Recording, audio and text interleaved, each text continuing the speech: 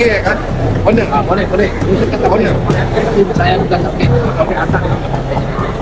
Okey Uncle, saya kalau saya nak beli, ni Uncle bagi receipt yang mana satu? Saya ni ada tak beli dulu, ada beli. Kata you nak beli. Ada. Dah tentulah tak ada.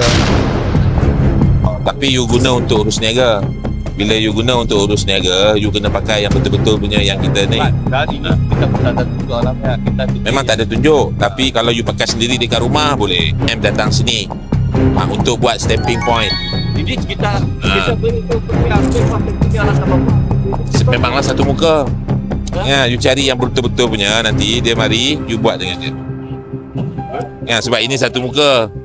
Kan, So ini hari diorang compound dulu. Tapi nanti next nanti kita akan selalu lagi datang sini. Okey. Make sure nanti bila saya jumpa Uncle punya timbang sudah elok. Di top. Okey. Tolong Alright, thank you.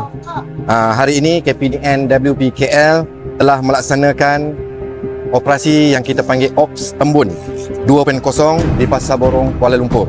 Di antara penemuan kita hari ini adalah secara umumnya telah berlaku banyak kepatuhan pada segmen jualan sayur-sayuran. Walau bagaimanapun masih terdapat banyak kes ketidakpatuhan di bawah Akta Timbang dan Sukat. Okey, saya kongsikan data-data secara keseluruhannya. Operasi Ops Embun 2.0 kita pada malam ini telah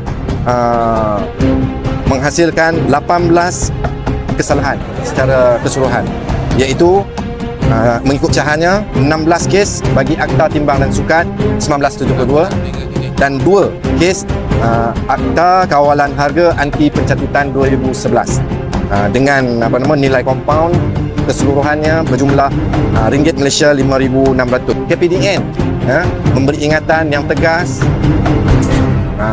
dan jelas kepada semua peniaga.